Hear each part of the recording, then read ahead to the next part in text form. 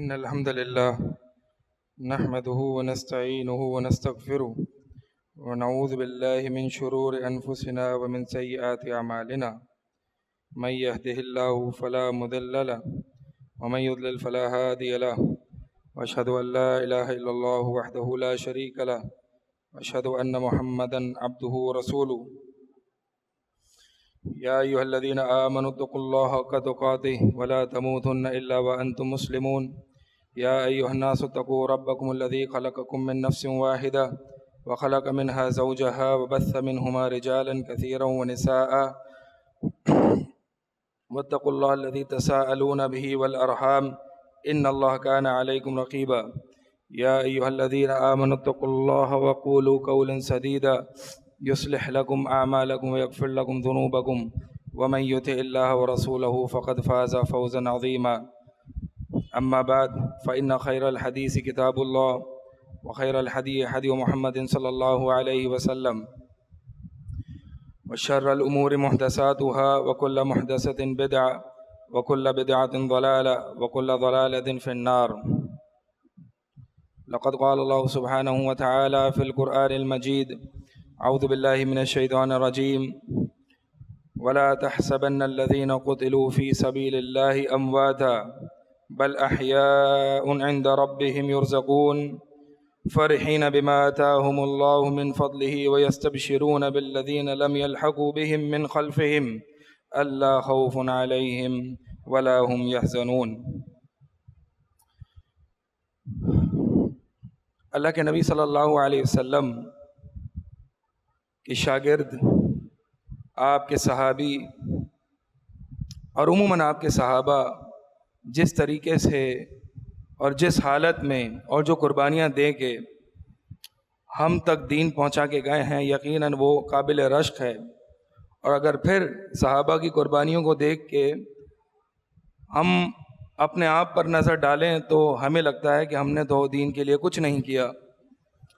صحابہ کے قصے ہمیں پڑھنے چاہیے. صحابہ کس طریقے سے دین کے آگے پہنچانے میں، دین کی تبلیغ میں کتنی حرص رکھا کرتے تھے، اور ہم وقت اپنی جان قربان کرنے کے لیے تیار بھی ہوا کرتے تھے کہ کسی طریقے سے یہ جو اللہ تعالیٰ نے ہم پر انعام کیا ہے یہ ہم اپنے بھائیوں کو بھی آگے پہنچائیں، اور یہ نعمت جو اللہ تعالیٰ نے ہم پر کی ہے یہ ہم اپنے بھائیوں کو بھی آگے بتلائیں. یہ بہت ضروری ہے. یہ جو دین اسلام کی نعمت ہمیں ملی ہے، قال اللہ وقال رسول، قرآن اور سنت کی نعمت، توحید کی نعمت، اسے ہمیں اپنے حد تک ہی محدود نہیں رکھنا چاہیے بلکہ اسے آگے بھی پہنچائیں. اور یہ نعمت کا شکر ادا کرنے کا ایک طریقہ ہے. تو ان صحابہ میں سے جنہوں نے اپنی جانیں قربان کی اور جہاد کیا، قتال کیا، کہ یہ کفار جو دین اسلام کی تبلیغ میں بیچ میں آڑ بنے ہوئے تھے، یعنی اگر یہ جہاد نہ ہوتا تو دین ہم تک آگے پہنچ نہ سکتا. یہ جو دین آج 14 صدیوں بعد ہم تک پہنچا ہے، اس کے پیچھے بڑا خون بہایا گیا ہے، بڑی محنتیں، بڑی کاوشیں اور بڑی جانیں قربان کی گئی ہیں. لہٰذا ہمیں ان محنتوں کو سمجھنا ہے تاکہ ہم بھی آگے اپنی آنے والی نسلوں میں دین کو منتقل کر سکیں. انہی صحابہ میں سے ایک صحابی ہیں عبداللہ بن عمر بن حرام رضی اللہ تعالی عنہ، جو جابر بن عبداللہ کے والد ہیں. اور یہ اتنے اللہ والے صحابی اور اپنی جان قربان کر کے ہم تک دین پہنچا گئے. اور کئی واقعات ہمیں ان کے بارے میں ملتے ہیں، ان کے بیٹے کے بارے میں. یہ عبداللہ بن حرام رضی اللہ تعالیٰ عنہ ہم میں سے بہت سے اکثر لوگ جانتے بھی نہیں ہیں کہ یہ کوئی صحابی ہیں، اور پھر اگر نام بھی سنا ہوا ہو تو ہمیں یہ نہیں پتہ ہوتا کہ انہوں نے کیا کارنامہ انجام دیا ہے. تو اپنے بڑوں کو پڑھیں، یہ ہمارے آباء و اجداد ہیں، انہیں ہمیں پڑھنا چاہیے. کس طریقے سے یہ دین، اصل میں صحابہ کو پڑھنے کا ایک فائدہ، بہت بڑا فائدہ، بلکہ ضرورت اس بات کی ہے، ضروری ہے، فائدہ نہیں ضروری ہے کہ صحابہ نبی علیہ الصلوۃ والسلام کی احادیث کو سمجھا کیسے کرتے تھے. یہ تو ہم تک جو حدیث پہنچ جاتی ہے ہم اپنی عقل کے مطابق سمجھ لیتے ہیں, یہ تو غلط ہے. سمجھنا ایسے ہے دین کو جیسے کہ صحابہ نے سمجھا ہے, یہ معیار ہے. آج کل دین میں ہر بندہ اپنی بات کرتا ہے, بات قرآن حدیث کی بات کرے گا, ریفرنس بھی قرآن حدیث کا دے گا, لیکن قرآن حدیث کو سمجھے گا کیسے؟ جیسے میں نے سمجھا ہے, جیسے میرے امام نے سمجھا ہے, جیسے میرے پیر نے سمجھا ہے, جیسے میرے بزرگوں نے سمجھا ہے. معیار ہمارے پیر بزرگ نہیں ہے. دین کو سمجھنے میں ہمارا معیار صحابہ اکرام ہیں. فَإِنْ آمَنُوا بِمِثْلِ مَا آمَنْتُ بِهِ فَقَدِ اهْتَدَوْا. اللہ تعالیٰ نے یہ معیار قرآن میں ذکر کر دیا کہ اگر یہ کفار ایسے ایمان لائیں گے جیسے کہ صحابہ ایمان لائیں تو پھر یہ ہدایت یافتہ ہوں گے. تو صحابہ کا ایمان معیاری ایمان ہے, ایسا ایمان قابل قبول بھی ہے. عبداللہ بن حرام رضی اللہ تعالیٰ عنہ احد کی رات کو, یعنی اگلے دن مارکہ احد ہونا تھا جو کہ جنگ بدر کے بعد کا مارکہ ہے, تو احد کی رات کو اپنے بیٹے کو بلاتے ہیں, بیٹا ادھر آؤ. ان کے بیٹے جابر بن عبداللہ ہیں, مشہور صحابی ہیں. بلاتے ہیں, بیٹا مجھے نہیں لگتا کہ کل میں زندہ واپس لوٹوں گا, اور یہ اسلام اور کفر کا مارکہ ہے, بلکہ مجھے تو یہ لگ رہا ہے کہ سب سے پہلے شہداء کی فہرست میں میرا نام ہوگا. تیار تھے موت کے لیے, تیار ہوا کرتے تھے. اب آپ ذرا غور کیجئے گا, وہ اپنے بیٹوں سے, صحابہ اپنے بیٹوں سے بات کیا کیسے بات کیا کرتے تھے.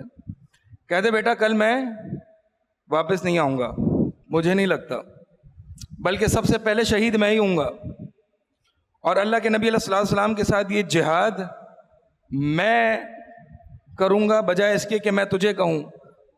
تو تیری 9 بہنیں ہیں اور کچھ قرض بھی ہے, لہٰذا اس قرض کو لوٹا دینا اور اپنی بہنوں کا خیال رکھنا.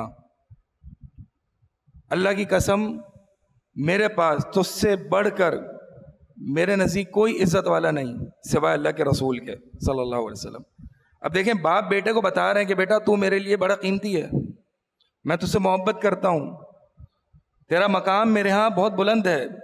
بعض اوقات باپ اپنے بیٹے سے محبت کا اظہار نہیں کرتا, اور بیٹے کو پوری زندگی یہ لگتا ہے پتہ نہیں میرا باپ کے نزدیک میری کوئی ویلیو بھی ہے یا نہیں, بس میں نے تو اپنے باپ کی ڈانٹ ہی سنی ہے, تو مجھے تو یہی لگتا ہے کہ میرا باپ مجھ سے محبت نہیں کرتا, یا میرے باپ کو میں پسند نہیں ہوں.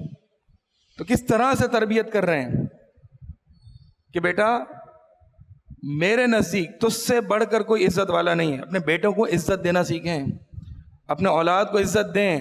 آپ نہیں دیں گے وہ معاشرے میں نکلے گا عزت تلاش کرنے کے لیے, اور کیسے کیسے لوگ عزت دیں گے آپ کو نہیں پتا. لہٰذا اپنے بچوں سے بات کرنا سیکھیں, کیا بات کرنی ہے, کیا مسائل سکھانے ہیں. اب دیکھیں بچے کو بتا رہے ہیں بیٹا میں کل شہید ہو جاؤں گا, تو یہ باپ کو بیٹے سے بات کرنا آنی چاہیے, اور بیٹے کو بتائیں کہ آپ کتنے قیمتی ہیں ہمارے نزدیک. تو بہرحال فرمایا کہ یہ میرا کچھ قرض ہے, اور 9 بیٹیاں اور ایک بیٹا جابر, 9 بیٹیاں پیچھے چھوڑ کے جا رہے ہیں. یہ پرواہ نہیں کی کہ اللہ کے راستے میں نکل رہا ہوں, ان 9 بیٹیوں کا کیا ہوگا, بیچارے یتیم ہو جائیں گی, اور پھر جابر کا کیا ہوگا, اور پھر جو میرا قرض ہے یہ سب ان کا کیا ہوگا, اس کی فکر نہیں کی, کیونکہ نکلا ہوں اللہ کے راستے میں, دیکھے گا بھی اللہ ہی. یہ سوچ ہونی چاہیے, یہ فکر ہونی چاہیے. جابر فرماتے ہیں کہ اگلے دن جب احد کا مارکہ ہوا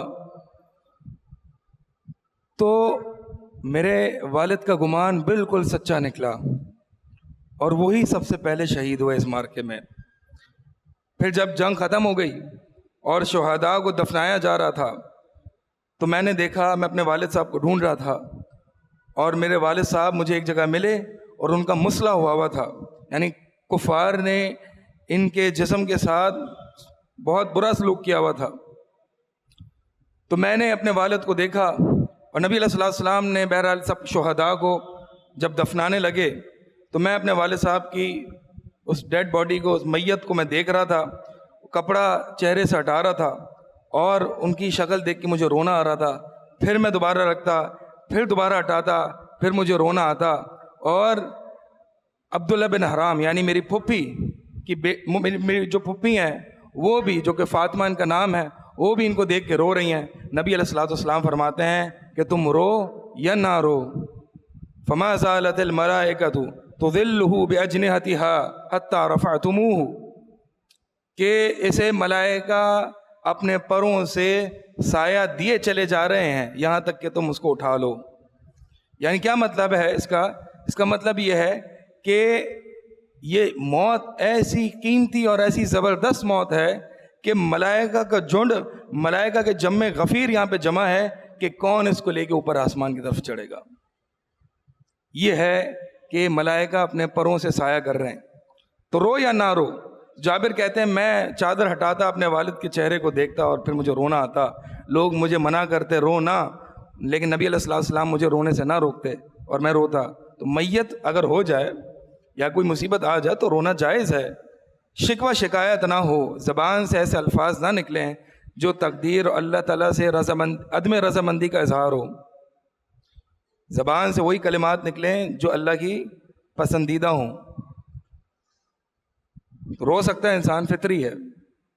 تو بہرحال جب نبی علیہ السلام نے، جابر فرماتے ہیں، جب نبی علیہ السلام نے مجھے دیکھا میں بڑا غمزدہ ہوں، ظاہر سی بات ہے والد فوت ہو گئے، شہید ہو گئے، اور پھر قرض بھی ہے میں کیسے دوں گا، اور پھر میری 9 بہنیں بھی ہیں۔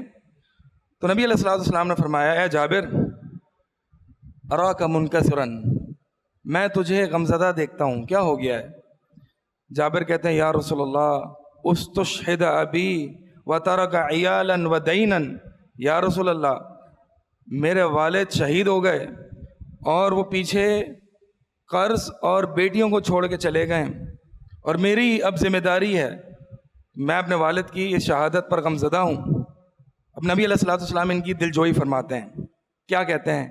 صحیح بخاری میں حدیث ہے، فرماتے ہیں جابر میں تجھے ایک بات نہ بتاؤں کہ اللہ تعالیٰ نے تیرے والد کے ساتھ کیا معاملہ کیا؟ کہ یا رسول اللہ بالکل بتائیں، کیا معاملہ کیا؟ اللہ کے نبی صلی اللہ علیہ وسلم فرماتے ہیں کہ ما کلم اللہ احدا الا من وراء حجاب واحیا اباک وکلمہ کفاحا، کیا جابر اللہ نے کسی سے بھی ڈائریکٹلی بغیر حجاب کے بات نہیں کی، کسی سے بھی بات کی ہے حجاب کے پیچھے بات کی ہے۔ تیرے باپ کو اللہ نے زندہ کیا، شہداء ہیں، زندہ ہوتے ہیں، لیکن ان کی زندگی کیسی ہوتی ہے؟ وہ جنتی والی زندگی ہوتی ہے۔ تیرے باپ کو زندہ کیا، وَكَلَّمَ أَبَاكَ كِفَاحًا، اور تیرے باپ سے آمنے سامنے ہو کے بات کی ہے بغیر حجاب کے، سامنے بات کی ہے بغیر حجاب کے، اور کہا تمنا علیہ اعطیکا، کہ عبداللہ تمنا کر میں تجھے دوں، کیا چاہیے بول، ایسی قیمتی موت لے کے آیا ہے میرے پاس، کیا چاہیے؟ فرماتے ہیں عبداللہ بن حرام کہ یا رسول اللہ، کہ اے اللہ مجھے دوبارہ سے دنیا میں بھیج دے، میں تمنا کرتا ہوں کہ میں دوبارہ سے تیرے راستے میں شہید ہو جاؤں۔ شہادت کی لذت اور شہادت کی نعمت، اور پھر شہادت کے بعد اللہ تعالیٰ کی مہمان نوازی اتنی زبردست ہے کہ اللہ مجھے تو دوبارہ بھیج، میں دوبارہ تیرے راستے میں شہید ہو جاؤں دوبارہ سے۔ اللہ تعالیٰ فرماتا ہے کہ عبداللہ میں نے یہ چیز حرام کر دی ہے کہ جب جس کی موت آ جائے اس کو میں دوبارہ سے دنیا میں بھیجوں۔ تو عبداللہ فرماتے ہیں اے اللہ میری طرف سے یہ پیغام آگے پہنچا دے، میری طرف سے پیغام آگے پہنچا دے تاکہ لوگ جہاد سے اور شہادت فی سبیل اللہ سے پیچھے نہ ہٹیں۔ تو پھر اللہ تعالیٰ نے یہ آیت نبی علیہ السلام پر اتار دی، وَلَا تَحْسَبَنَّ الَّذِينَ قُتِلُوا فِي سَبِيلِ اللَّهِ أَمْوَاتًا بَلْ هُمْ أَحْيَاءٌ عِندَ رَبِّهِمْ يُرْزَقُونَ، کہ ان لوگوں کو جو اللہ کے راستے میں قتل کر دیے گئے ہیں، شہید کر دیے گئے ہیں، ان کو مردہ نہ سمجھنا، بلکہ وہ اپنے رب کے ہاں زندہ ہیں، انہیں رزق دیا جاتا ہے۔ کیسے زندہ ہیں؟ ایک حدیث میں آتا ہے کہ نبی علیہ السلام فرماتے ہیں جب شہید کی روح کو قبض کیا جاتا ہے تو اسے آسمانی سفر کرایا جاتا ہے، اور اس کی روح کو سبز رنگ کے پرندوں کے اندر ڈال دی جاتی ہے، اور وہ پرندے جنت کی نہروں سے، جنت کے پھل نباتات سے لطف اندوز ہوتے ہیں، جنت کی نعمتوں سے لطف اندوز ہوتے ہیں، اور بالآخر اللہ تعالیٰ کے عرش کے سائے میں سونے کی قنادیل میں آگے ٹھکانہ پاتے ہیں۔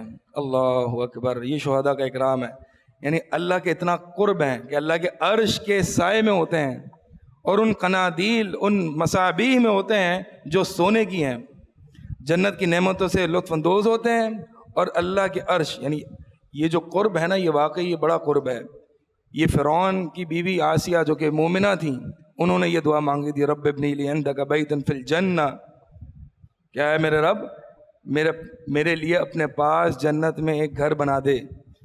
تو شہداء کو اتنا قرب ملتا ہے اللہ کا کہ وہ عرش کے سائے میں ہوتے ہیں، اتنا قریب ہوتے ہیں۔ اور جنت الفردوس جو ہے وہ سب سے اعلیٰ جنت ہے، اور جنت الفردوس کی جو چھت ہے وہ عرش رحمان ہے۔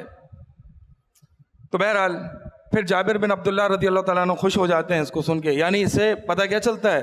اس سے یہ پتہ چلتا ہے کہ دنیاوی مصیبتیں اور تکلیفیں ہوتی ہیں، جب انسان آخرت کی سوچ رکھتا ہے اور آخرت کی جنت اور جہنم اس کے بارے میں پڑھتا ہے تو دنیاوی غم زائل ہو جاتا ہے۔ نبی علیہ الصلوۃ والسلام لوگوں کے دنیاوی غم اس طریقے سے زائل کرتے تھے، والد فوت ہو چکے ہیں، قرض ہے، 9 بہنیں ہیں، کیسے ہوگا سب کچھ؟ نبی علیہ الصلوۃ والسلام کیا سنا رہے ہیں؟ تیرے والد کے ساتھ یہ معاملہ ہوا جنت میں، آخرت بتا رہے ہیں۔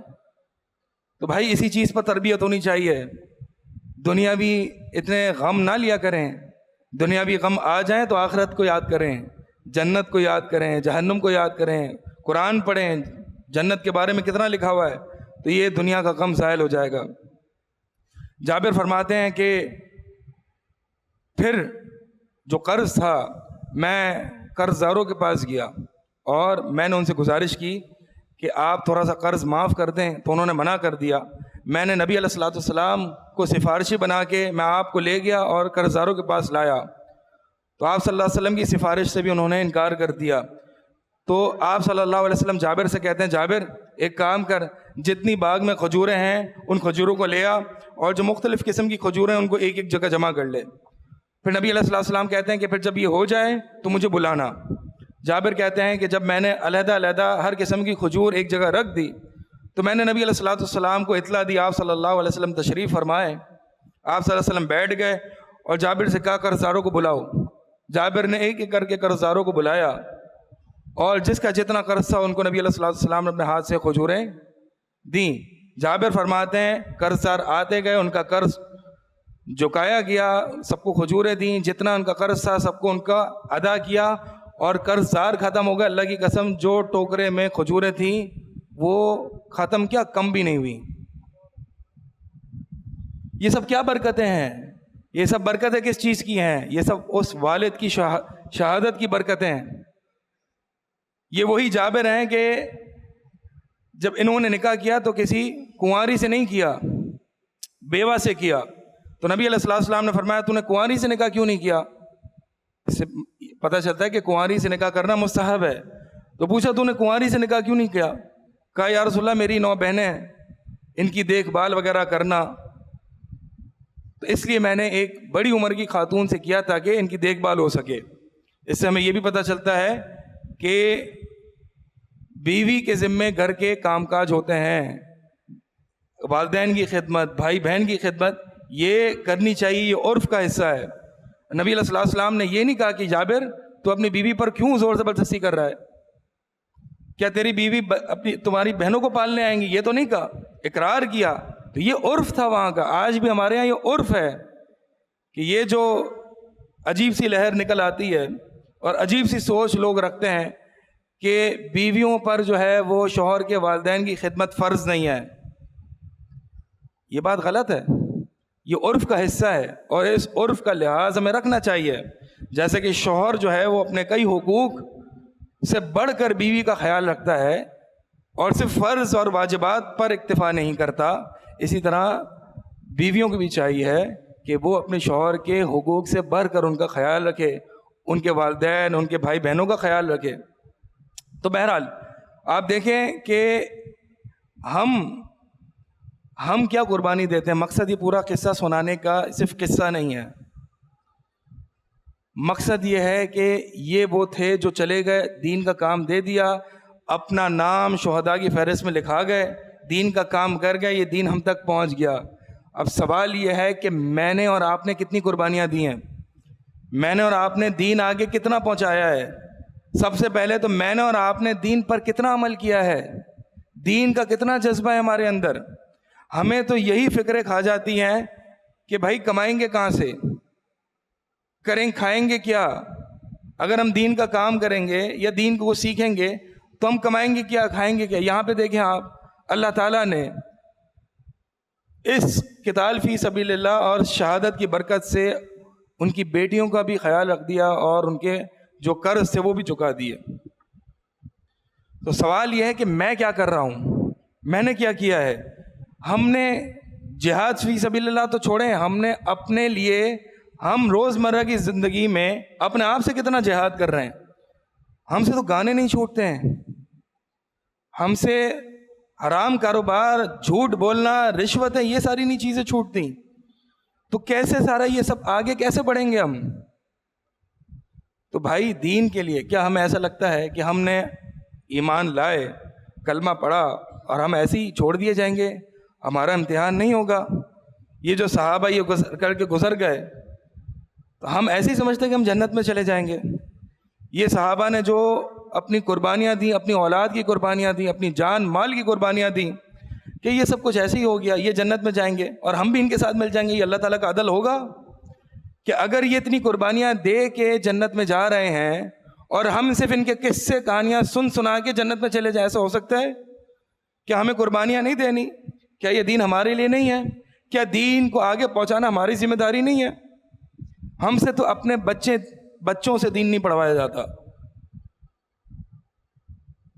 تو لہٰذا ضرورت اس بات کی ہے کہ کچھ سوچیں اس بارے میں کہ ہم نے کرنا کیا ہے آگے. یہ صرف قصے کہانیاں نہیں, اللہ تعالیٰ نے قرآن میں یہ جو بیان کیا ہے. اور پھر آگے مزید سنیں کہ صحابہ کا اتباع کا جذبہ کیسا ہوا کرتا تھا.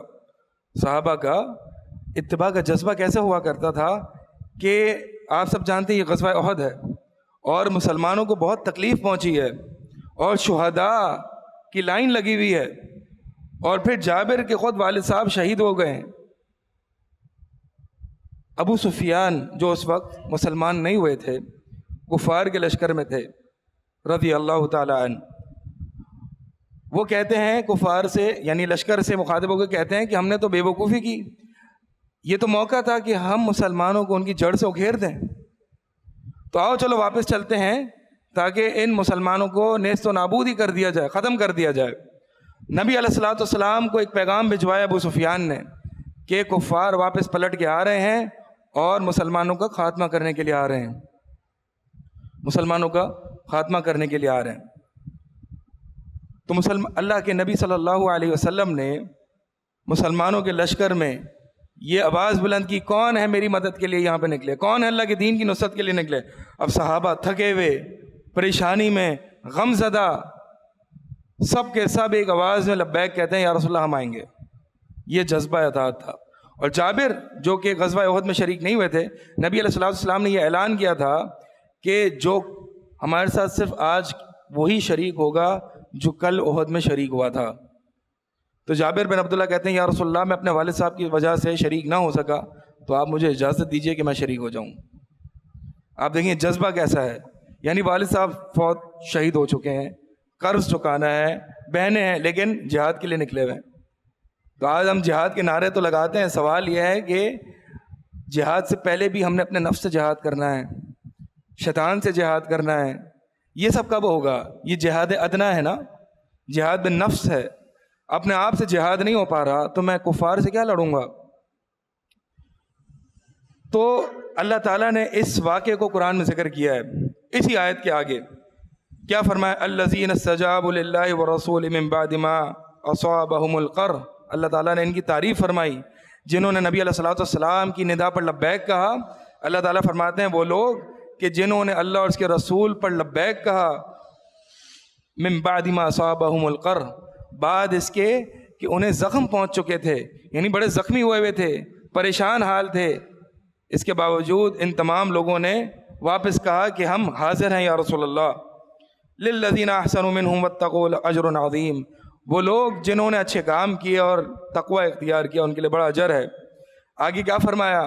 الذین قال لهم الناس ان الناس قد جمعوا لکم فاخشوہم فزادہم ایمانا، کہ جب ابو سفیان کا لشکر واپس آنے لگا تو پیغام بھجوایا کہ یہ کفار واپس پلٹ کے آ رہے ہیں، لہٰذا ڈر جاؤ۔ تو صحابہ کے پاس یہ پیغام پہنچا کہ کفار واپس سے آ رہے ہیں تو لہٰذا ڈرو، خبردار ہو جاؤ۔ تو اس ڈرے نہیں بلکہ کیا ہوا؟ فزادہم ایمانا، ان کا ایمان مزید بڑھ گیا۔ وقالوا حسبنا اللہ ونعم الوکیل، اور اللہ پر توکل اتنا مضبوط تھا وہ کہنے پر مجبور ہو گئے کہ ہمیں اللہ کا کافی ہے اور بہترین کارساز ہے۔ تو آپ دیکھیں یہ دشمنوں سے ڈرانا یہ نبی علیہ الصلوۃ والسلام کی سنت نہیں ہے۔ یہاں پہ منافق تھا جو دشمنوں سے ڈرا رہا تھا، لہٰذا اپنے دشمنوں کو بڑا بنا کے مسلمانوں میں پیش نہ کریں، اپنے دشمنوں کو مسلمانوں میں بڑا بنا کے پیش نہ کریں کہ ہر وقت مسلمانوں کو دشمن سے ڈراتے رہیں۔ یہ منافقین کی نشانی ہے کہ وہ مسلمانوں کی ہمتوں کو پست کرنے کے لیے دشمنوں سے ڈراتے رہتے ہیں، بلکہ نبوی طریقہ یہ ہے کہ جب دشمن سے ڈرایا جائے تو ایمان میں اضافہ ہو جاتا ہے اور اللہ پر توکل مزید بڑھ جاتا ہے۔ فزادہم ایمانا وقالوا حسبنا اللہ ونعم الوکیل۔ ذرا اس باری میں آج کے اس خطبے کے بعد ذرا سوچیے گا کہ کیا ایسی چیز ہے جو کہ ہم اللہ کے راستے میں قربان کر سکتے ہیں، اولاد ہو، مال ہو، جان ہو، اور ہم وقت تیار رہیں کہ جب ضرورت پڑے دین کو، اللہ کے پیغام کو آگے پہنچانے میں میں ہمیشہ اپنی جان کو حاضر رکھوں۔ اللہ کے نبی صلی اللہ علیہ وسلم فرماتے ہیں کہ جو شخص جہاد نہیں کرتا اور اس نے اپنے آپ سے کبھی جہاد کی بات نہیں کی تو وہ نفاق کی ایک موت مرتا ہے۔ لہٰذا یہ پختہ عزم کریں کہ جہاد بالنفس ہو، اپنے آپ سے جہاد کریں، دنیا سے جہاد کریں، شیطان سے جہاد کریں، اور پھر اگر کفار سے جہاد کی نوبت آئے تو وہاں پر بھی ہماری جانیں حاضر ہوں۔ اللہ تعالیٰ عمل کی توفیق عطا فرمائے۔ اللہم اعز الاسلام والمسلمین واذل الشرک والمشرکین ودمر اعداءک اعداء الدین۔ اللہم انصر المجاہدین فی سبیلک، اللہم انصر اخواننا المسلمین فی غزہ، اللہم احفظ اخواننا المسلمین فی فلسطین، اذهب البأس رب الناس واشف انت الشافي لا شفاء الا شفاءك شفاء لا يغادر سقما، سبحان ربك رب العزة عما يصفون وسلام على المرسلين والحمد لله رب العالمين۔